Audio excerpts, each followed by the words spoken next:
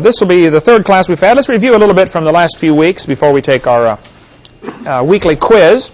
This time we not only have craisins, we have white grapes, dehydrated, shriveled raisins, whatever you call them. There are four great questions that people try to answer, and all religions try to answer. Who can name any of those questions? Who am I? Another one. Where am I going? Where did I come from? There we go.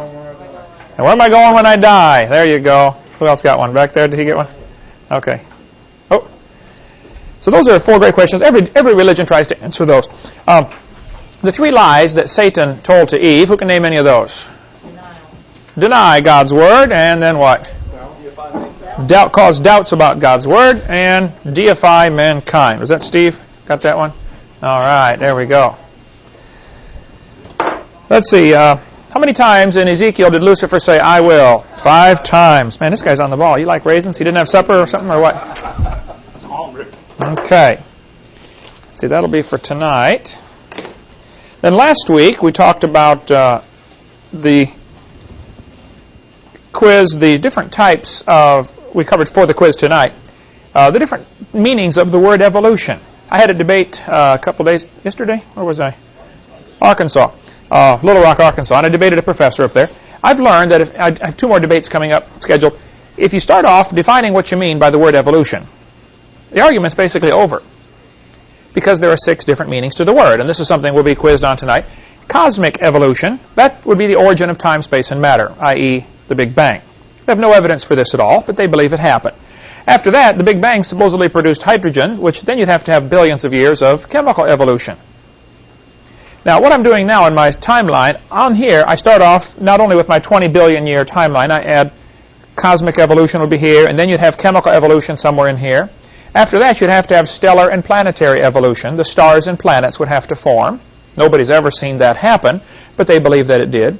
And then you finally get to number 4, which is organic evolution. Now you have to get the origin of life. Life has to get started from non-living material. Most textbooks, it's hilarious to watch, they'll spend a whole chapter talking about Francisco Redi and Louis Pasteur, saying how life cannot come from non-living material. Then the next chapter, it says, however, we believe life came from non-living material. I just say, don't you see what you just did? Organic evolution would have to be here. Then you'd have to have macroevolution, which is changes between different kinds of animals. And finally, you get to microevolution. Now, that one is scientific. The rest of them are pure religion. They just don't happen. And they're always arguing about, where's the border between micro and macro? I say, well, I don't know, and that's a good field of study. We ought to be working on that. However, that doesn't prove the other 5 are part of evolution. I now use the term, I say they smuggled these other ones in when nobody was looking. They smuggle in micro. Microevolution is a fact, but they smuggle in the rest of them as if it is part of science, and it's certainly not. Okay, we also talked about, in 1933, a very famous document was written called the Humanist Manifesto. One of the signers of the Humanist Manifesto was a fellow named John Dewey. John Dewey had one of the most was one of the most influential people in the world, and at least in America, when it comes to public education. John Dewey, a humanist, and he went to Vermont to the Teachers College and just led a secret, quiet revolution, so to speak, in training teachers who later became principals and deans at colleges. And basically our education system was taken over by the humanist philosophy, largely because of the work of a guy named John Dewey. There's a Latin phrase that means single spoken sentence. What is that Latin phrase? Universe, right, interesting. The evolutionists are always talking about the universe. Say, do you know what that means? Single spoken sentence. God said, let there be. Well, who remembers last week some of the problems with the Big Bang Theory? What does it not explain? Doesn't explain where the matter came from. What else? Where did the energy come from? Where the laws come from. Why do we have clumps of matter called galaxies and zillions of miles of nothing in between? I mean, if the Big Bang Theory were true, matter should be evenly distributed. And it's not. And retrograde motion. Everything's not spinning the same direction. Those are some of the problems with the Big Bang Theory. Okay, any questions? Also, we covered the word thermodynamics. Who remembers what that means? Heat for thermometer, and dynamics for power. Dynamite means heat power. And there are basically two laws of thermodynamics. One says things can't create themselves. Second one says everything's falling apart. We don't see anything improving. Somehow they think if you just add energy, things will improve. Well, the sun adds energy all the time to the earth, but it doesn't improve anything. It destroys everything. Except one thing is able to use the sun's energy. Chlorophyll. If it weren't for that, the sun would destroy everything on earth. You can't use the sunlight. You can't turn it into energy. Only chlorophyll in plants can do that.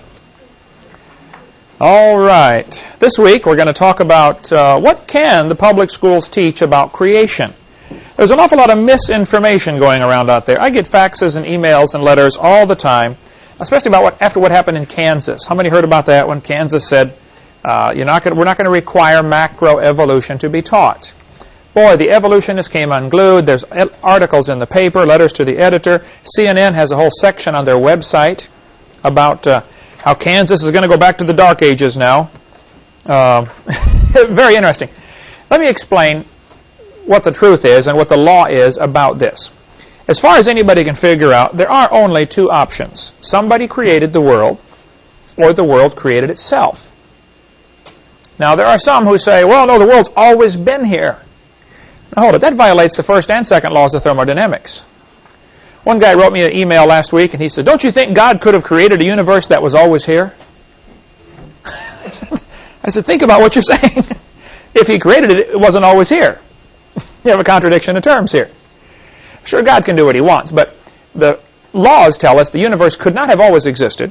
It is winding down, so there had to be a beginning. So basically, the only two reasonable options are somebody made it, or it made itself. Evolution. Now, what should the schools teach? I get asked this question very frequently. Do you think we should teach creation in public schools? And I think it's a good question, and that's what we're going to discuss tonight. However, there's another question we should ask first. Should we have public schools? Boy, they come unglued when you even ask that question. But that really is a valid question. What right does the government have to get involved in educating your children? That goes off onto a long rabbit trail we could chase. We will forego that tonight, about the straw man that they create. We've got a videotape on that. You can call our office about the straw man. That explains all that topic if you'd like. But assuming we cannot stop the public school system by tomorrow, what should they teach in the public schools? Well, for one, the schools should teach the truth. They should teach science. If it's a science class, you teach science. What do we know? You can teach biology. Okay, kid, this is the biceps, this is the triceps, these are the extenders, these are the flexors, the radius, the ulna, the humerus, the deltoid. You can teach all the muscles, and then when they say, well, teacher, how did they get that way? Oh, we're not allowed to discuss that. You don't have to get into origins to teach science. It's unnecessary. Okay, kid, here's the different rocks. Learn the names of all these minerals. Learn the hardness test. Here's geometry. Here's mathematics. You can study all of the sciences without getting into the origins issue at all. No matter what you teach on origins, somebody's going to be upset. Right? If you teach God did it, the atheists are going to be upset. If you teach God didn't do it, now the Christians are going to be upset. It's a no-win situation. So the ideal solution is for schools to not be involved in teaching origins at all. Just teach science, period. That would be second level question. First level is, should we even have these schools? Okay, since we have them, okay, what should they do? There's an awful lot of misinformation going around saying, the evolutionists write articles and say, you can't teach creation in the public schools. Well, now just hold on a minute. Let me explain what happened, give you the history. In 1925, several states passed laws saying you cannot teach evolution. It was against the law to teach evolution. They never mentioned anything about creation. It was assumed you would teach creation. All the schools were teaching it. 1925, there was a famous trial. This will be a quiz question. When was the Scopes trial? This book is word for word, verbatim, everything that happened in the Scopes trial. Called 1925. What happened? In 1925, the ACLU ran an ad in the paper all over Tennessee saying, we're looking for a teacher who's willing to admit he taught evolution and test this new law because we think we can defeat the law. They had to advertise to find a teacher who would do the case for them. A bunch of guys got together in Dayton, Tennessee at a drugstore and said, we need to put Dayton on the map. Our town's a little sleepy town in the mountains of Tennessee and nobody's ever heard of us. Let's see if we can find a teacher who will claim he taught evolution. So they got this teacher named John Scopes, S-C-O-P-E-S. John Scopes substituted teaching biology a couple of days while the regular biology teacher was gone. So they brought John into the drugstore and said, John, would you be willing to claim you taught evolution? He said, well, I don't know if I taught it or not. He said, I just filled in the class for the teacher who was absent for a few days. He said, well, we need you to claim you taught evolution so that we can put you on trial, so that you can be found guilty of teaching evolution, so that we can show how dumb this law is. So the ACLU staged this whole thing. Clarence Darrow, a famous lawyer at the time, atheist lawyer, he came down to defend John Scopes. His real purpose was to try to make the Christians look stupid and to try to get this law overturned. And so William Jennings Bryan came down, who had been four-time vice presidential candidate, a very famous politician, a tremendous speaker, and a great Christian, and a great enemy of the evolutionists. William Jennings Bryan, B-R-Y-A-N. After the trial was over, Bryan died a few days later, and they started a college in his honor in Dayton, Tennessee, Bryan College. A good Christian college up there in Dayton, Tennessee, just north of Chattanooga, about maybe 80 miles or so. Okay, so Bryan College is named after William Jennings Bryan, the famous orator who defended the Christians in this trial. The trial lasted about 10 days in the middle of the heat, extremely hot, no air conditioning in 1925, and everybody, when you read about the trial, it's an amazing book to read. You can get this from Bryan College. Get the book from them. This is listed in my seminar notebook in the yellow page, or in the blue pages, references which you have here in front of you. You can find it should you decide to get this book. I should find it real quickly. Page 57 or 8, I think. About schools. No. Looks like, what page? 57 covers it. Yeah, well, okay. Page 57, first column. The world famous, how don't I see it on there? Okay, right-hand column, 57, world's most famous court trial. Good reading. What's happened, after this trial was over, the atheists lost. The judge found the teacher guilty. The atheists tried in this trial, and the evolutionists tried to bring in all sorts of testimony about how evolution is true. They were going to bring in the Nebraska man. Later it was proven that all they found was a pig's tooth. They found one tooth and made a whole missing link out of it, the Nebraska man. And that was going to be one of their key bits of evidence to bring in Nebraska man.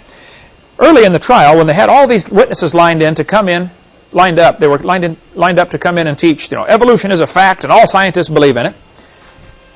I believe it was William Jennings Bryan or his son, who was also there helping William Jennings Bryan, the Christian, said, Your Honor, whether evolution is a fact doesn't matter.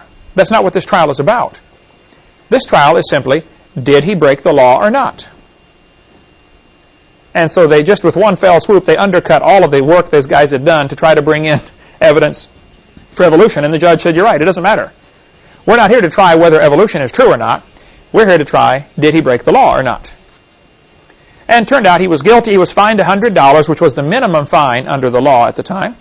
And several people volunteered to pay the fine, but even that fine was overturned when on appeal. It went to an appellate court, and there's some little technicality, and they threw the fine out. So nothing happened. It remained illegal to teach evolution in many states up until 1968.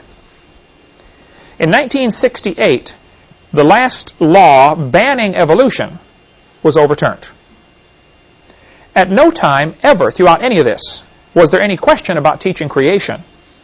It's always been fine to teach creation in the public school. There has never been a law against that. Finally, even though it was against the law to teach evolution, many states were teaching it anyway.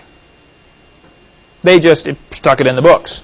And the problem really was with the textbook publishers and with the teachers and school boards who are ordering these books that teach evolution. But so it was taught, even though there were laws against it, it was still being taught, regardless of what the law said. Then, in 1981, I believe, or somewhere around there, Arkansas passed a law that said, if you teach evolution, you must teach creation. In the early 80s, I should look up the date, but it doesn't matter. It won't be on the quiz. Arkansas passed a law that says, it was called the balanced treatment. Hey, if you're going to teach our kids evolution, we demand you also teach creation. Which many people thought was very reasonable. Hey, if you're going to teach one, let's teach the other. Let's try to make everybody happy. ACLU came in and challenged that law and said, if you force teachers to teach creation, that's a violation of the First Amendment. And a judge named Overton at the 8th Circuit Court, I believe in Little Rock, Arkansas, it was in Arkansas where it ended up, I believe it's Little Rock.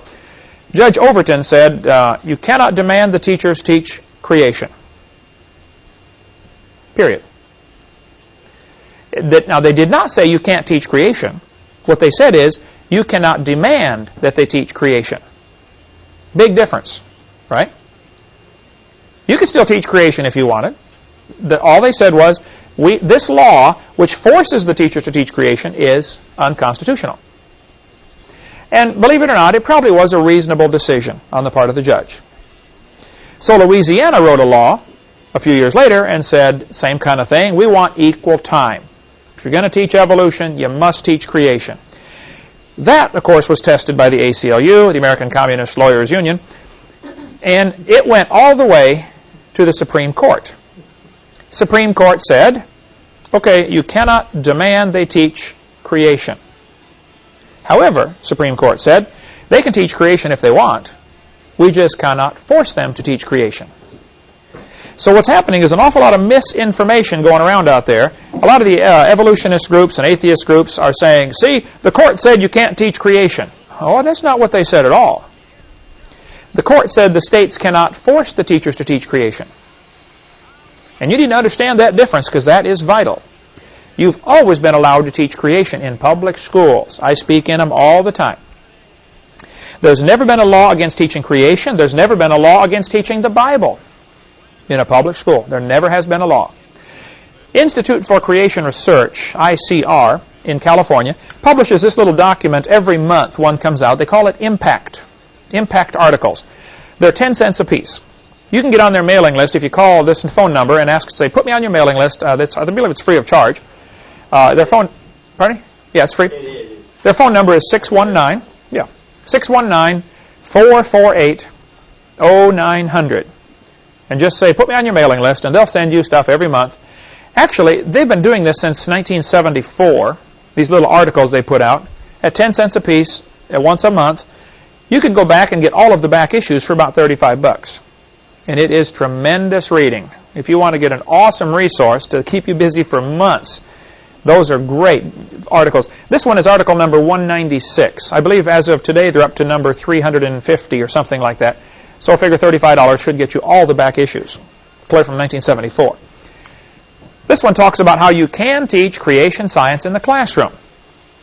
You may want to get some of these and order 100 copies from them and give them out to all the teachers you know.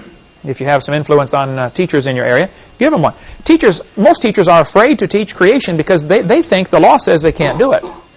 And they're just misinformed. You can teach creation. In 1963, when prayer was taken out of the schools, how many remember that case with Madeline Murray O'Hare? They took a mandatory prayer out of our schools. That's what happened. It was mandatory prayer that was removed. Prayer wasn't removed. Only mandatory prayer. Big difference. 1963, the Supreme Court said, it certainly may be said that the Bible is worthy of study for its literary and historic qualities. Nothing we have said here indicates that such study of the Bible or of religion, when presented objectively as part of a secular program of education, may be effected consistently with the First Amendment. This is the School District of Abington Township and Shemp versus Shemp, 374 U.S. 203, blah, blah, blah. 1963 Supreme Court case. They said clearly, you can teach the Bible if you want. And there's some ill-informed ignoramuses running around out there saying, hey, you can't teach the Bible in public schools and you can't talk about creation in public schools, I'm sorry, you are mistaken. 1980, Supreme Court ruled again in the case Stone v. Graham. They said the Bible may constitutionally be used in an appropriate study of history, civilization, ethics, comparative religion, or the like. You want to teach the Bible? Have at it. There's no law against that. 1980, the Eighth Circuit Court ruled, and they said, you can teach the Bible and have religious elements in your school as long as it advances the student's knowledge and appreciation of the role our religious heritage has played in the social, structural, and historical development of civilization. If you're a teacher in a public school, you can bring the Bible in and say, kids, okay, let's study let's read this passage out of the Bible and see what this did for our nation. You're studying historical documents. It's a book like any other book. You don't need to be afraid of it. I mean, I shouldn't say it's a book like any other book, but as far as the school goes, you can read the Bible. Don't let somebody tell you you can't. If they tell you you can't read the Bible in a school, they're ignorant of the law. But here is what has happened. The ACLU will threaten to sue. Now, they would lose the suit, and they know it. But it doesn't matter. The threat of a lawsuit will cause the average principal to say, we can't afford a lawsuit. Teachers, quit teaching creation. So it's the principal that is stopping it. It's not the courts. It's not the law. It becomes a local policy. Because we got gutless principals and gutless school board members who won't stand up to the people just because of the fear of a lawsuit, which goes back to what Jesus said, the love of money, root of all evil. In 1987, Supreme Court ruled again. This was the Louisiana case. Louisiana case was finally ruled on in 1987 by the Supreme Court. And Supreme Court said, among other things, they said, we cannot force, they did say the Louisiana law is unconstitutional because the law demanded equal time.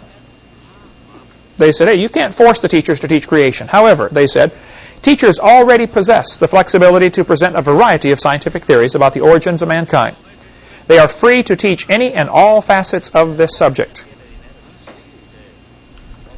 Teaching a variety of scientific theories about the origins of mankind might be done with the clear secular intent of enhancing the effectiveness of science instruction.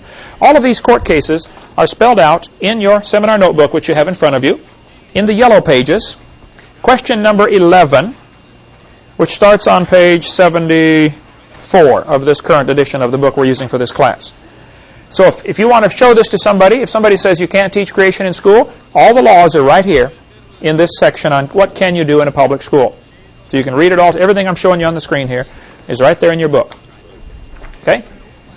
California State Board of Education, this is also in here on page 11, said, discussions of any scientific fact, hypothesis, or theory related to origins of the universe, the earth, and of life, that is the how, are appropriate to the science curriculum. Now tell me, if you were a teacher in California and you read that, would you assume you can teach creation if you want? Certainly you can. Now, the teachers cannot try to force the kid to become a Baptist or a Catholic or a Buddhist, okay? They cannot use taxpayers' dollars to try to convert people to their religion, but they can certainly present, hey kids, here's one view. They can read the Bible to them. And I get sick and tired of these people going around saying, see, the court said you can't teach creation in schools. Show me where the court said that, please. The court has never said that. They couldn't say that. That would be a violation of the First Amendment right there. You got the freedom of speech.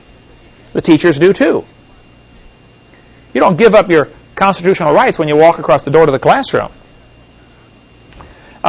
This book we sell through our ministry, Teaching Creation Science in Public Schools, by Dwayne Gish, who's one of the vice presidents at Institute for Creation Research, is a great book that you can give out to teachers, $4.75 through our ministry. You might also want to get a hold of the Ridenours, their phone number there, and all this information is in the yellow pages of your notebook here.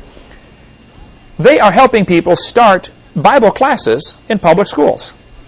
Many states have them, 20 or 30, I don't remember now, but you can have a Bible class as an elective in your public school.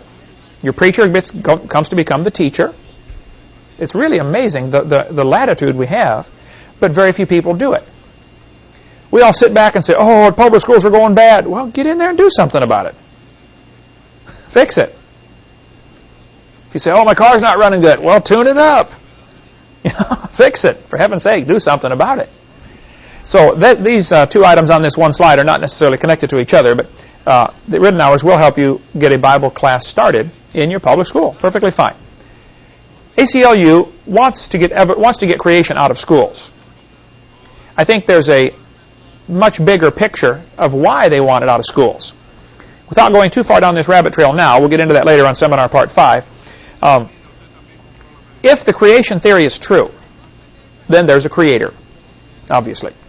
If there's a creator, we might have rights that come from the creator. Our founding fathers said, we hold these truths to be self-evident. All men are created equal. They are endowed by their creator with certain unalienable rights. The rights, we have the right to life, liberty, pursuit of happiness. We have all sorts of rights, and those rights came from God. The government didn't give you that right. God gave you that right. Well, suppose you would like to have a new world order, a one-world government with Hillary in charge or something, okay? If you have this idea that you want a one-world government, you want everybody thinking that you have authority to give them right to life, liberty, pursuit of happiness. You don't want folks thinking they've got rights that come from God. If you get a bunch of folks together that believe their rights come from God, those people don't make good slaves. They're going to throw the tea in the harbor and rebel against the king, right? Which is what happened in 1775. So, evolution teaching is essential for communism. Communism falls apart without evolution. The founder of the ACLU, Roger Baldwin, said, communism is the goal. They're going to use lawyers and lawsuits to bring in communism. That's the ultimate plan. And I tell folks jokingly, it stands for the American Communist Lawyers Union. It's actually the American Civil Liberties Union. But it is a communist organization. Now, that does not mean all the lawyers in the ACLU are communists. Many of them probably don't even know that the foundation of their organization is the promotion of communism. But Roger Baldwin said, that's the purpose, folks. We're going to try to bring in communism. And so they're using the legal system to try to intimidate schools into not teaching creation, because creation is one of the biggest hindrances to communism.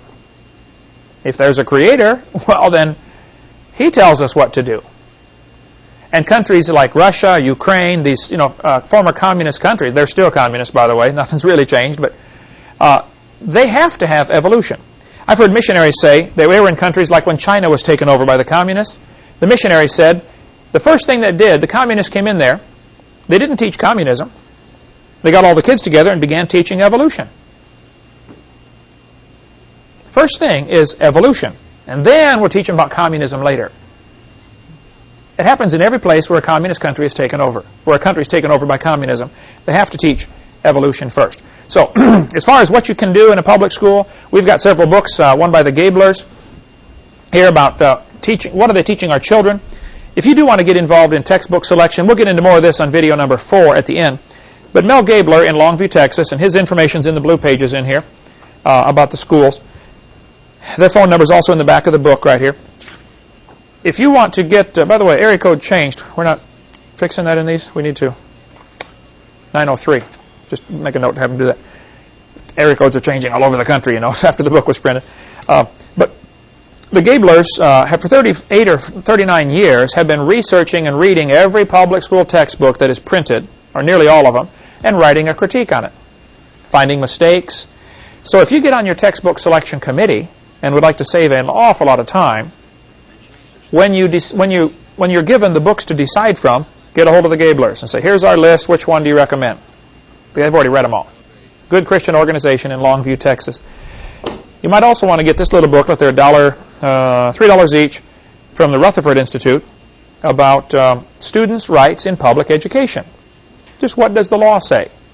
Students actually have a lot more rights than teachers do. Students can write papers about creation. They can write papers about the Bible. They can, during speech class, they could give a sermon. It's unreal the rights the students have. And the students have to learn to use a magic word. If a student wants to write a paper about, if the teacher says, okay, write a paper about a controversial subject, and they say, I'm going to write it about creation. I get calls all the time. People say, I need some help. I want to write a paper about this. And the teacher will say, no, you can't write about this topic. You need to learn a magic phrase. This will get by every time. You say, teacher, are you discriminating against me because of my religious belief? That's the magic sentence right there. Are you discriminating against me because of my religious belief? That's all you got to say. Oh, no, we're not discriminating. Okay, well, then I think I'll write it on creation. Okay, go ahead. Because they're scared stiff of that discrimination word. That's the big one, the big D word that scares them. Because there's lots of lawsuits over that. We also have a book called Students' Legal Rights on a public school campus. This one is all the more detail about the laws, which, for instance, on page 53, it explains that students have the right to be exempt from any class that is teaching something contrary to their religion. Now think what that means. If your kids are going to the public school and you don't want them taught evolution, all you need to do is go down to the school, to the principal, or to the teacher and say, and I would do it in writing, and you might want to send it certified mail, so you got proof they got a copy. Spell it out clearly. I do not want my child taught evolution. This is contrary to our religion. I do not want my students taught sex education. This is contrary to my religion, or whatever it is you don't want them taught. The school then has to give them alternative material, and they cannot count their grade off. If they do, you have grounds for a lawsuit. This is how the atheists are getting all their goals accomplished. They're suing for the dumbest things, you know. I'm not saying we ought to be sue happy, but we ought to stand up for our rights. Remember when in Acts chapter 16, when Peter was beaten, they threw him in the jail, he got the Philippian jailer saved. At the end of the story, the leaders in the town said, okay, go tell those guys they can leave now. Paul said, that wasn't Peter, it was Paul. Paul said, forget it. They beat us openly, uncondemned, being Romans. You tell them to come down and apologize publicly. Right? We need some of the moxie that Paul had to say, let's just, forget it. I'm not going to roll over and let you beat me. I want a public apology. And I think it's time that Christians, in Christian love and with wisdom from the Lord, we need to use the legal system. They were tying Paul up, going to beat him one time, and he said, hey, I'm a Roman citizen. I appeal to Caesar. Scared them all half to death, didn't it? What's wrong with that? Okay? Let's stand up for what's right. And students need to know they do have the right to be exempt from classes that are teaching something contrary to their religion. In Matthew chapter 18, Jesus said, whoso shall offend one of these little ones which believe in me, it were better for him that a millstone be hanged about his neck. Any teacher that's teaching kids evolution, obviously that's going to destroy their faith in the Bible. And anyone that destroys a child's faith better carefully read what Jesus said. You'd be better off drowned in the depth of the sea. I would hate to stand before God and say, God, I was a teacher in the school and I ruined the faith of the kids that came through my class. But that's what's going to happen Judgment Day, folks, to many people. That's going to be a fearful thing to fall into the hands of an angry God. And I think we need to warn the teachers that are teaching evolution that they're going to face God's judgment someday for this. They're not the enemy. The devil is the enemy. Shortly after this trial, the world's most famous court trial in Dayton, Tennessee, the atheists realized they didn't get any publicity like they wanted. So some different groups started making movies or plays. They traveled around the country putting on a play called Inherit the Wind. Has anybody ever heard of that one? That'll be a quiz question. Write that one down, Heidi. Inherit the Wind was a play put on, and there are several different versions of it. And there's a movie now that's been made called Inherit the Wind. The purpose of the movie is to make the Christians look stupid. And they don't use exactly the same names, but it's very obviously based on this trial, 1925. There are lots of people who've written reviews of the play showing all the inconsistencies compared to the real trial. All you need to do is watch the movie, Inherit the Wind, and read the book, and you'll say, well, they changed hundreds of things in there just to make the Christians look stupid. And that movie, Inherit the Wind, is playing in public schools all over America every day. And all it does is make the kids think that the atheists are smart and the Christians are dumb. And if they're showing that in your school, you ought to object, because that's very biased. Okay? Let me give you just a little bit of history of what happened. Back in America, all through its history, there was very little evolution in the textbooks, After this trial, there began to be a little bit more after 1925. By 1950, though, there still was only 2,000 or 3,000 words about evolution in the average textbook. It didn't teach it very much. These charts here are in your seminar notebook in the chart section, which I believe is, let's see, charts. Page 45 is where they start, at least in this edition. I hate to put this on tape that it's on page 45 because somebody's going to get this after we've gone. We're on our 20th edition right now and no end in sight. Okay, page 48 is where it is in your book here. Okay. In 1957, something very important happened. The space race was on. Does anybody know who got the first satellite up and what the name of it was? Sputnik, they call it, right? In Russian, Sputnik. We always call it Sputnik over here. The Soviets launched the Sputnik. It was kind of a dud as far as satellite goes. It went up, lasted a short time, and fell back down. But the fact is, they got something into orbit before we did. So the humanists and evolutionists and communists in America decided this would be great to use as propaganda to show that Americans are behind in science because we're not teaching evolution. You follow that? So there began to be news articles and letters to the editor, and see, America's losing the space race because we're not teaching enough evolution. Now, what does evolution have to do with putting a satellite up? Nothing. But they said, this shows that the Soviet science is ahead of us because Soviets have been teaching evolution for years. And we weren't teaching much. Then in 1959, another important event happened. So 1957, you need to know that for the quiz, Sputnik was launched, and people used that as an excuse to say American science was inferior. 1959 was the 100-year anniversary of Darwin's book coming out. Darwin's book was published in 1859, and in a 100-year anniversary, a bunch of atheists and evolutionists got together and had a big symposium and said, you know what, we still don't have much evolution in the textbooks. This theory's been around for 100 years. We all know it's true. This is their thinking, okay? But we're still not teaching it to the kids. So in the late 50s, there was a very concerted effort to get more evolution into the schools. And in the late 50s, as far as I can figure out, the first time in the history of America, a government grant was issued to produce textbooks. Up until that time, if you wanted to write a biology textbook, have at it. You can write any book you want, and then you try to get somebody to buy it. It was the free market system. I could write a book, somebody else could write a book, we could both send it to the school, please buy our book, and the school would decide. Or the teacher would decide, or the school board decide, or somebody would decide which book to buy. But now the government produced textbooks, or at least with government funding.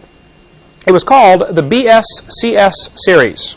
Write that one down, you'll need that. BSCS. I'll show you some of the books here throughout the course. The BSCS series was the first book that as far as I can figure out in my study of this, that really pushed evolution to the hilt. In 1963, there were 33,000 words about evolution in the average textbook. Just from the late 50s to the early 60s, evolution took over everything as far as the philosophy goes for our school system. Jumped from 2,000 to 3,000 to 33,000 just in a few years. 1962 and 63 was a year that's very famous for a trial where prayer was taken out of our schools. Does anybody remember the atheist that pushed that through? Madeline Murray O'Hare. Write that down. Early 60s, Madeline Murray O'Hare. What happened, there's quite a story about that. You might want to get a book if you like studying this topic. The book is called My Life Without God. My Life Without God by William Murray. Madeline Murray O'Hare had 2 illegitimate children. She chose the last name for one of them from the father of the child, though it was not her husband. She never did marry him. He was an illegitimate child. His name was William Murray. William, they were in school in, I think, Brooklyn, if I recall. It's been a while since I read the book. Madeleine Murray O'Hair had gone to the Soviet Union asking to be a Soviet citizen. She hated America.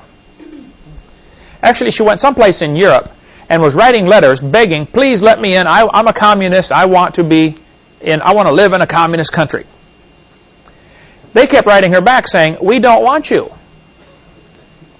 Because your work record shows you never keep a job more than 6 months. You get mad at the boss for something and quit.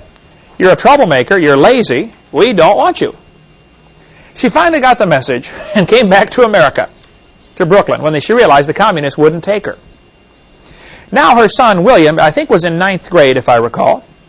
She takes him to school about 2 weeks late. I think it was mid-September when this happened. She came back. She said, well, William, I guess I got to put you back in this, capitalist school here in America.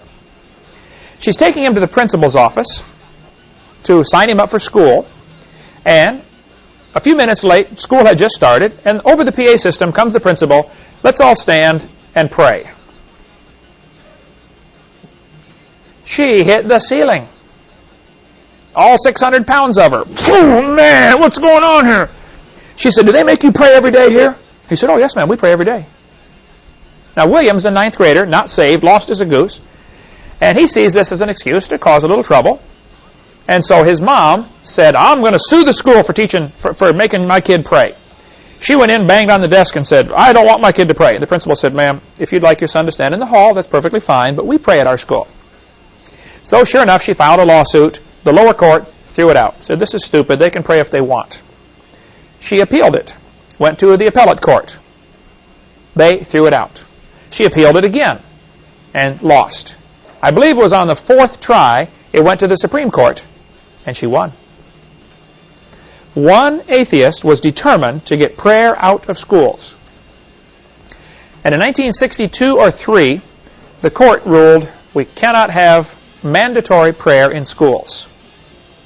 They never said anything about teaching creation. They never said anything about reading the Bible. They just said we cannot have mandatory prayer in schools. So prayer was taken out of our schools. By this time, evolution is being sucked into the vacuum, and kids are being taught a humanist philosophy. On these next few pages in the notebook, and here on the screen, I'll show you some of the charts of what has happened to our culture since the early 60s. This chart from the Center for Disease Control shows sexually transmitted diseases, STDs. There are now, I think, about 100 of them available. This is for kids 10 to 14 years old, up 385% since 1963. Divorce rates in America since 1963 have skyrocketed. Somewhere around half now of the marriages end in divorce. Well, when I was a kid, when you got married for life. You better pick slow because you're going to be stuck for a long time. Choose carefully. You might get something you don't want, right? But now, man, divorce is it's common. Everybody knows somebody that's divorced. I didn't know anybody that was divorced in the early 60s when I was a kid. 1963, we saw an incredible increase in violent crimes. Nearly 1,000% increase. I remember, as a kid, we never locked our house. You could go off on vacation for 2 weeks without locking your house. Was it that way when you were a kid growing up? I was in Ukraine speaking over there, and I mentioned about when I was a kid, you never had to lock your house. And I said, what would happen over here if you didn't lock your house? And they bust out laughing all over the room. They know, man, things would be stolen. I was preaching in Costa Rica. Beautiful country. Absolutely perfect weather. Almost everybody there has a 10-foot high wall around their entire property with barbed wire on top of that. Some have fenced off the top. Not just fences on the side, they got a fence off over their house. The preacher, when he took me there, I went and preached in Costa Rica at his church. On the way back, we come up to his driveway, and there's this massive wall around there. He hits a button, and a gate slides open. He drives in, pushes the button, closes the gate, hits another button to open the garage, drives in, hits a button, closes the garage door, and then gets out of his car. Thieves all over the place. Now, America is going to become this way because we're losing the absolute standards. There's no moral. You tell a kid you shouldn't steal. Well, why not? Well, because it's not nice.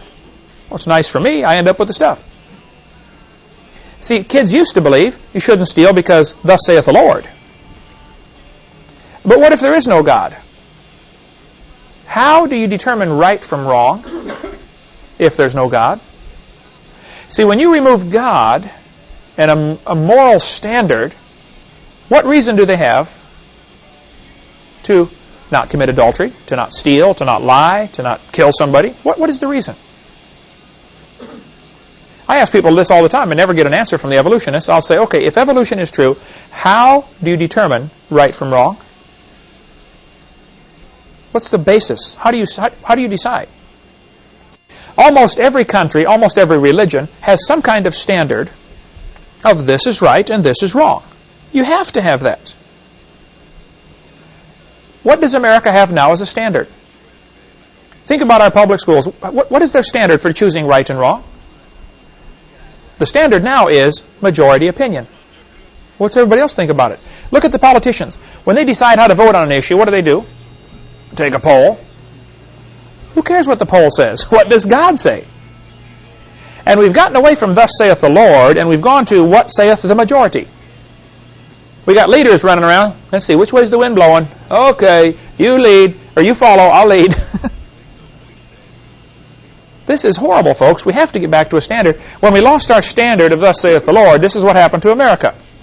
This is birth rates for unwed girls, ages 10 to 14. Now, the birth rates are up 100% since 1963. The pregnancies are up 553%. That means the rest of them are being aborted, murdered.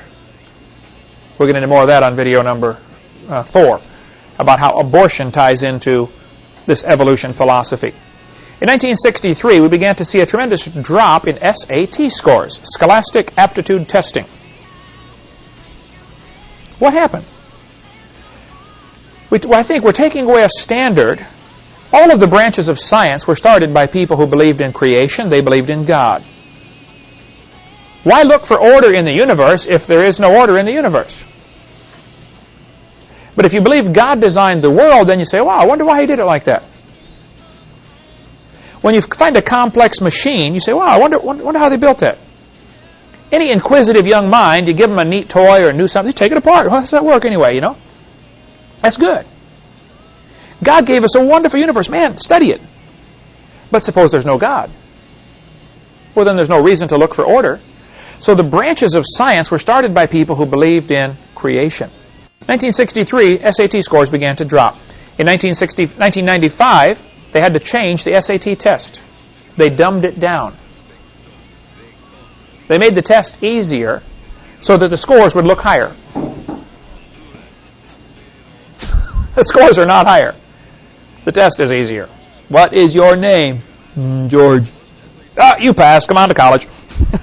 It's not quite that bad, but it's close. Can you throw this ball through that hoop? Oh, hey, you joined. Come on to college. We need you on our team, right?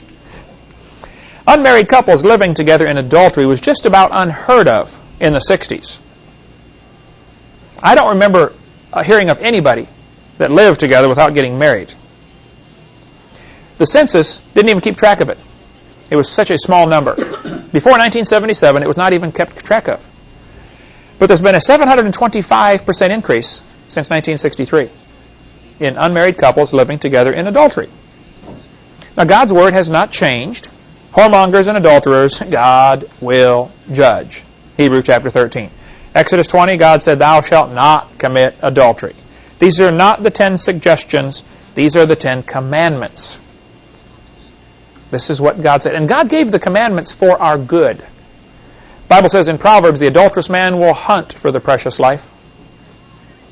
These movie stars glorify all this adultery and, having affairs and all this stuff. It just absolutely ruins everything good they've ever had. Got some close friends in adulterous relationships, just absolutely miserable. They hunt for the precious life. Boy, they really do. Teen suicide rate has gone crazy. I remember as a kid, some of my friends, some people that I knew, committed suicide. But it was very rare. Now it's very common. Again, I think it goes back to the standard, how do you determine right from wrong? If God is the giver of life, then God gets to decide when we take life away. But what if there is no God? Well, then we decide, don't we? If you kiss a frog, it turns to a prince. How many of you believe that? No? There's a formula we've got in here, in the notebook. I should have looked up the address for this. The frog turns to prince. Where is that, Heidi? Do you know? It's under fairy tales. Fairy tales. I taught in school. Yeah, what page? Oh, the one about time. I remember where it is. Okay. I use this illustration on them a lot. 59, or I think it's earlier in the book. Page 9. Okay. Yeah, about time. Okay, page 9. The universe is not millions of years old. Let's look at this little formula. Frog plus magic spell equals prince. That's obviously a fairy tale, right? But in the textbooks used in the universities of America, they teach the frog plus time equals a prince. Think about it. Isn't that really what it boils down to? There's a word you got to memorize. Put this one down for a quiz question, Heidi. The word farm is the acrostic. F-A-R-M are the first letters. For F is for fish. A is for amphibian. They say that evolved next. A-M-P-H-I-ibian, amphibian. And then F-A-R is for reptile. And then M for mammal. That's a quick way to memorize how evolution supposedly happened. The fish evolved first, and they slowly evolved into amphibians, and they slowly evolved into reptiles, and then they slowly evolved into the mammals and the birds. This is the way they teach it. They're still teaching that the frog turns to the prince. But now it doesn't happen quickly, it happens slowly. If I told you the magician flew through the air across the room, you'd say, well, that's a fairy tale, right? What if I said he walked slowly through the air? It's still a fairy tale, right? Time doesn't change anything. But what it really boils down to is time is the hero for evolution. Did you know back in 1770 they were teaching the Earth is 70,000 years old? By 1905 they were teaching it's 2 billion years old. 1969 when they landed on the moon they said the Earth is 3.5 billion years old. Now they're saying it's 4.6 billion years old. The numbers keep getting bigger because they're realizing more problems. That wouldn't work. That'd take too long. That couldn't happen. I'm sure they're going to bump this number up. Someday they won't be saying 4.6. They'll be saying 4.7 or 5.0 or who knows. They keep adding time because somehow it gets lost in the human brain. Well, wow, that could be true, you know. No, I'm sorry. It's still frogs don't turn to princes. I don't care how long you give them. Okay, who remembers the atheist Madeleine Murray O'Hare's son's name? Oh, take a raisin. You all got it right. William Murray. Very good. What grade was he in when they took prayer out of schools? 9th grade. Well, the man that came here the other day, Dan, and ran the tractor leveling, he lives in Mobile, worked for a while here. He did the landscaping for Madeleine Murray O'Hare, her atheist headquarters in Texas. He made her a special walking stick. Now, the guy's a Christian. In her cane that she used, the top unscrewed. She did not know that. He unscrewed the top and put a little tiny Bible in there. Here's Madeleine Murray O'Hare walking around with a Bible in her hand for years. Never did know it. He said he only saw her smile one time. All the time he worked there. He helped her up out of the chair one time and gave her a big hug. Only time he's ever seen her smile. If you read My Life Without God by William Murray, he gives a little of the history of his mother, Madeleine Murray O'Hare. Madeleine's mother was just a teenager when she got pregnant out of wedlock. She didn't want to have the baby, so she jumped out of the second-story window trying to have an abortion. Landed flat on her stomach, I believe. Bam! Right on the baby. Madeline was born anyway. They said when she was born, the embryonic sac around her was black. The doctor had never seen that before. She was unloved, unwanted from way before she was born. Grew up thinking, nobody loves me, and she was the leader of the atheist organization for years. Everybody needs to know somebody loves you. I don't know the details of the story, and I can't verify that it's true, but I heard from reliable sources that there was a young boy in Germany that went to Sunday school. He was a very poor boy, had no shoes, raggedy clothes, and decided to go to Sunday school one day. One of the deacons met him at the door and said, "Son, you can't come to God's house dressed like that. Go home and get some good clothes, and then you can come back to church." Well, of course, it broke the little boy's heart. He's just trying to go to Sunday school, and he didn't have good clothes. Some deacon turned him away at the door, refused to let him come. That boy grew up and became, I believe, Adolf Eichmann, Hitler's right-hand man. You just never know who you're going to influence when they're a child. You just never know. Somebody should have reached Madalyn Murray O'Hair. Somebody should have reached Bill Clinton when he was a kid. Somebody should have. Who knows how many people were passing up?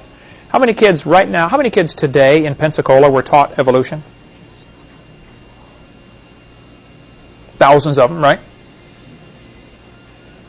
Who's going to teach them the truth? See, this is our job. One of our jobs is to go into all the world. And a lot of Christians right there, they miss the first part of the Great Commission. Jesus didn't say, build a big building and wait till the world comes to you. That's what most churches are doing, aren't they?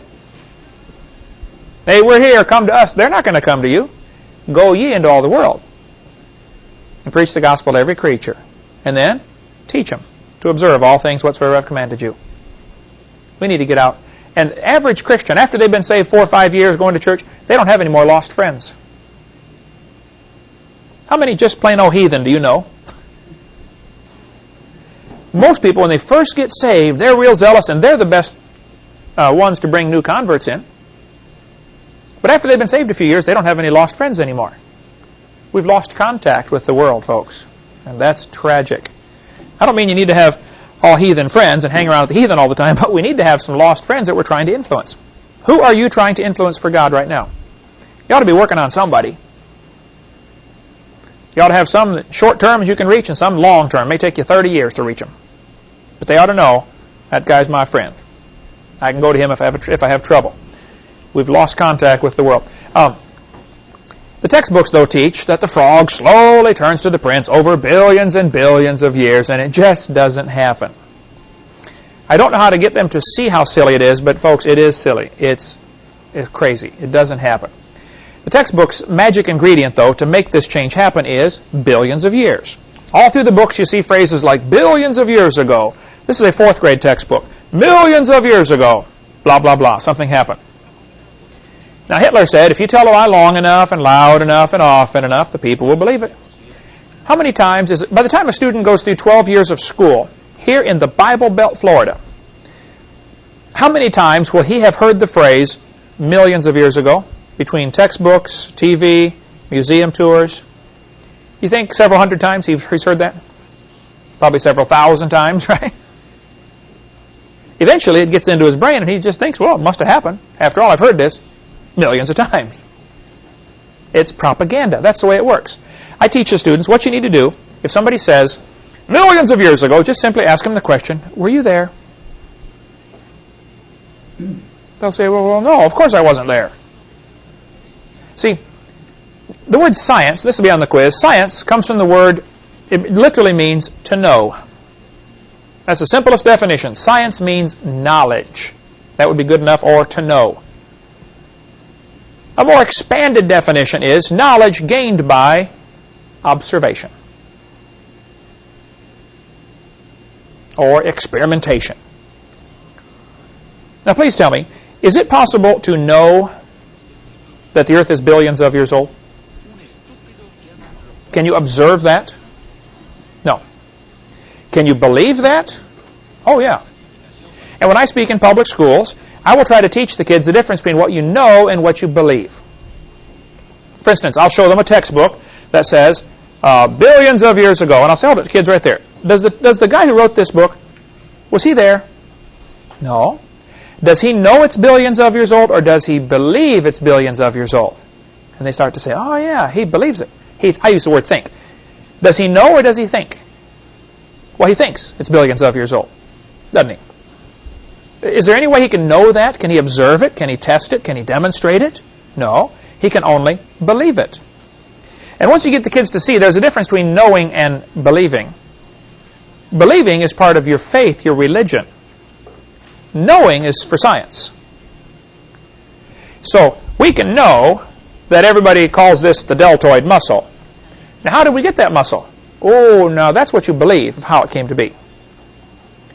And people often take the facts and then add their beliefs to the facts and think the two go together. I tell people, hey, beer is sold at football games. Beer has nothing to do with football. And just because evolution is stuck into the book does not mean it has anything to do with science. They're not connected. Beer does not become athletic by association. And evolution does not become scientific by association with science. It is often associated with science, and I'm sorry about that. I'm trying to get it out. But it's not science. Most Americans believe God created the world in the last 10,000 years. These polls are in your book here. I don't remember exactly where. We can find that later, or you can get the data right here off my slide. Mobile Press Register did a poll back in 95. Found out that 61% of the population believes the earth was made by God in the last 10,000 years. Another 30% believe God did it, but he used evolution. So that's 91% believe God made the world. Either recently or over billions of years, but the fact is God did it. Only 4% were atheistic. Another 6% said, we don't know. Don't know or don't care or didn't answer. So if you've got 91% of the population saying, we believe God made the world, and the evolutionists are out there saying, we can't teach creation in schools because we have to teach what the majority of scientists believe. Say, wait a minute. Not what the majority of people believe. And it's not really fair to say all scientists believe in evolution. Washington Times, 1998, August 31st, had a statement saying 55% of the U.S. natural scientists study in the natural sciences, believe in Darwinian evolution. Is that everybody? No, 55%. Slightly more than half believe in Darwinian evolution of the scientists. Those are the ones that have not been to my seminar yet. We're working on them, okay? So if somebody says, all scientists believe in evolution, I say, no, wait a minute, no, they don't. Secondly, even if they did, that still wouldn't make it right. You don't decide truth by majority opinion. The majority of scientists for years taught that the planets go around the Earth. That is called the geocentric theory. Is that true? No. Did the majority believe it? Yeah. If a bunch of people believe something, that doesn't make it true. They used to teach a big rock falls faster than a little rock. Galileo changed all that. But for 2,000 years, it had been taught big rocks fall faster than little rocks. Now, here's what I teach the kids to do. If you learn to ask the right questions, you can get people thinking. Aristotle said, a big rock falls faster than a little rock. Everybody believed it. Nobody thought to check it. They just believed it. After all, Aristotle's a smart man. He must be right. Galileo came along with a simple question. He said, if I had a 10-pound rock and a 5-pound rock, and I dropped them, which one falls faster? Everybody said, oh, the 10-pound rock. He said, okay, let me ask you a question. If I take my 10-pound rock and I break it in half, but I tie the two pieces together with a string,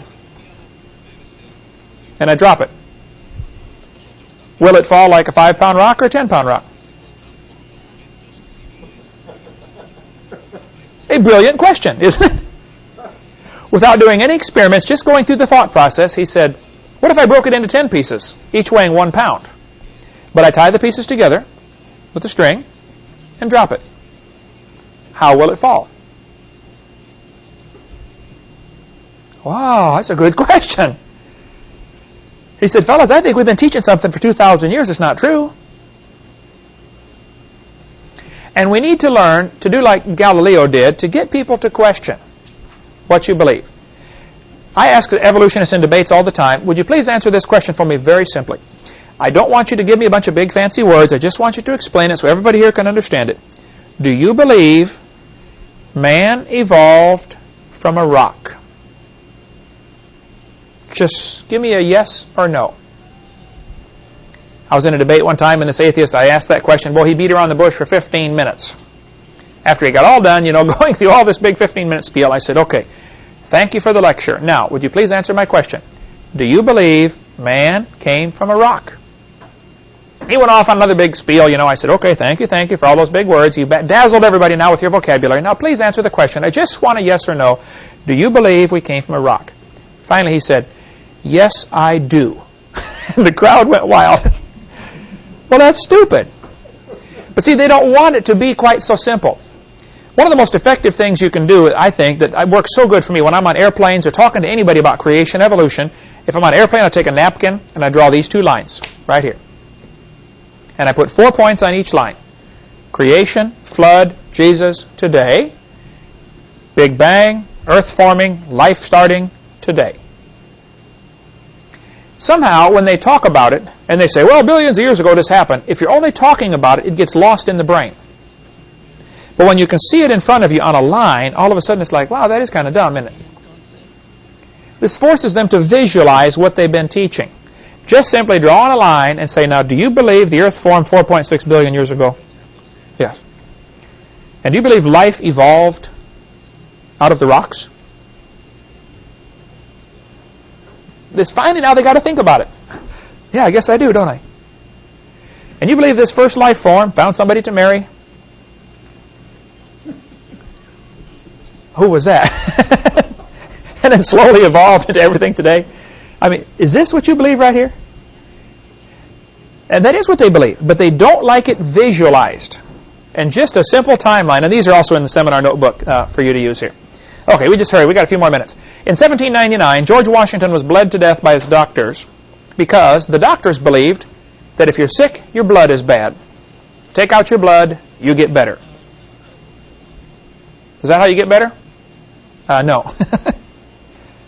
That was taught until just before the Civil War. They were still bleeding people to help them get better. That was called the doctrine of humors. Write that one down. That'd be a good one to have maybe as a quiz question. The doctrine of humors. Heidi, write that one down. That was taught up until, I believe, 1860.